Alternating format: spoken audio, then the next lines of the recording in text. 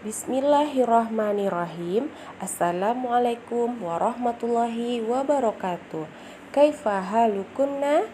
Apa kabar anak-anak ustazah semua? Semoga selalu sehat dan dalam lindungan Allah Ta'ala ya. Baiklah ananda semua, sebelum kita belajar, marilah kita baca doa sebelum belajar. A'udzu billahi minasyaitonir rajim. Bismillahirrahmanirrahim. Raditu billahi rabba wa bil islami dina wa bi Muhammadin sallallahu alaihi wasallam nabiyya wa rasula. Rabbi zidni ilma warzuqni fahma. Bismillahirrahmanirrahim. Ananda soleha semuanya, pada pertemuan kali ini kita masuk kepada pelajaran 2 fikih. Ayo sholat tarawih.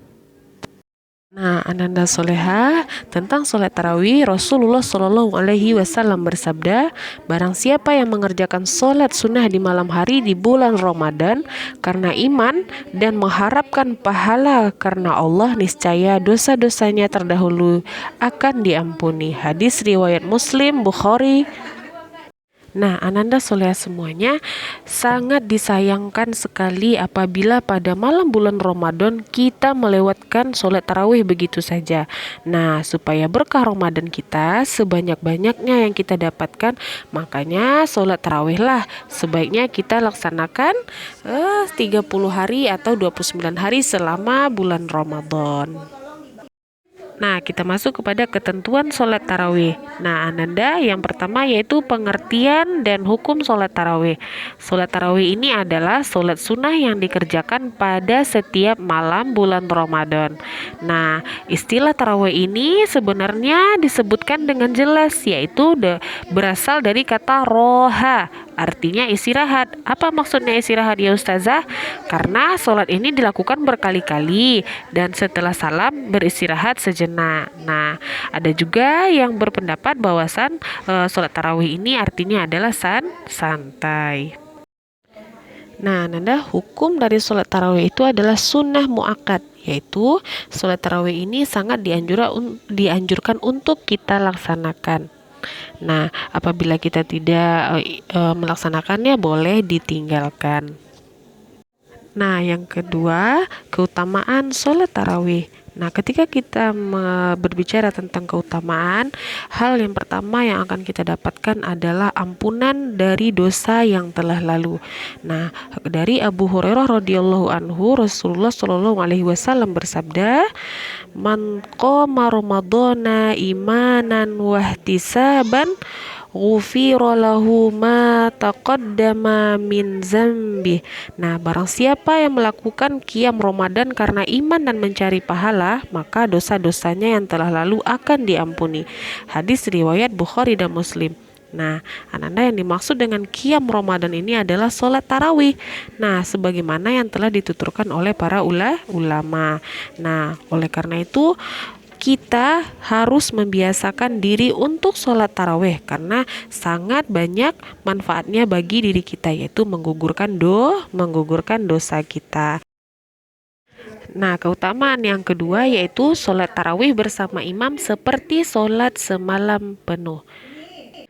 Dari Abu Dzar radhiyallahu anhu, Nabi Shallallahu Alaihi Wasallam pernah mengumpulkan keluarga dan para sahabatnya, lalu beliau bersabda, "Innahu man qama ma'al imami hatta yansarifa kataballahu lahu qiyamal lailah."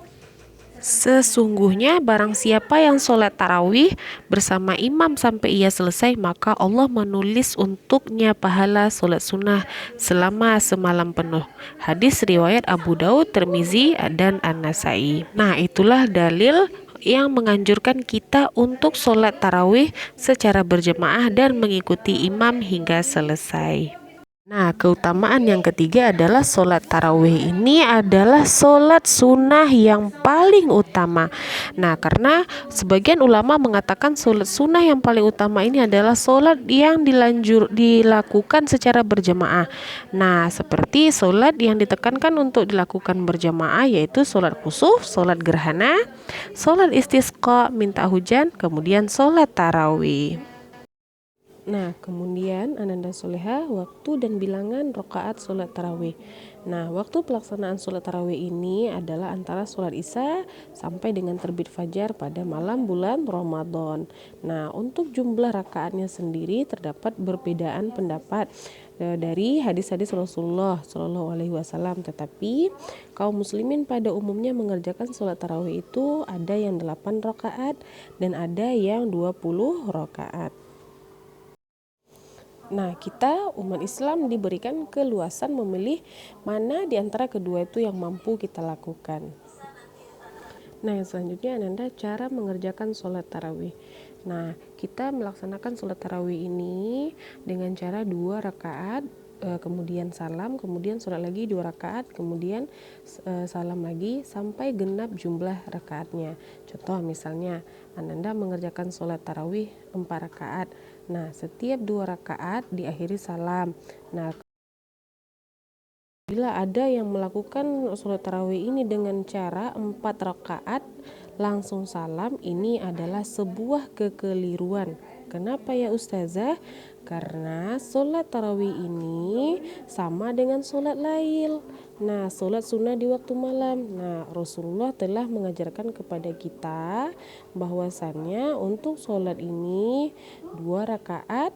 Nah, kemudian diakhiri dengan salam. Kemudian 2 rakaat lagi, kemudian diakhiri dengan salam. Nah, ini sama dengan sabda Rasulullah Shallallahu Alaihi Wasallam. Tata cara sholat lail adalah 2 rakaat salam, 2 rakaat salam. Lalu apabila salah seorang kalian khawatir datangnya waktu subuh, maka hendaklah dia melakukan witir 1 rakaat saja, yang akan menggenapkan sholat lail yang telah dia lakukan. Hadis riwayat Bukhari dan Muslim.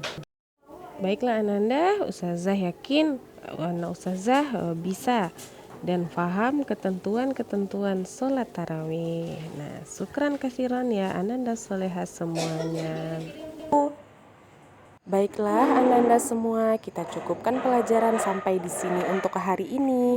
Semoga apa yang Ustazah sampaikan mudah dimengerti dan dipahami ya Ananda semuanya.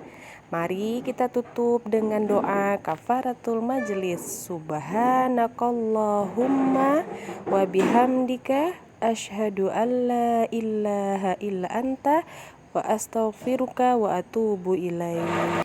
Assalamualaikum warahmatullahi wabarakatuh.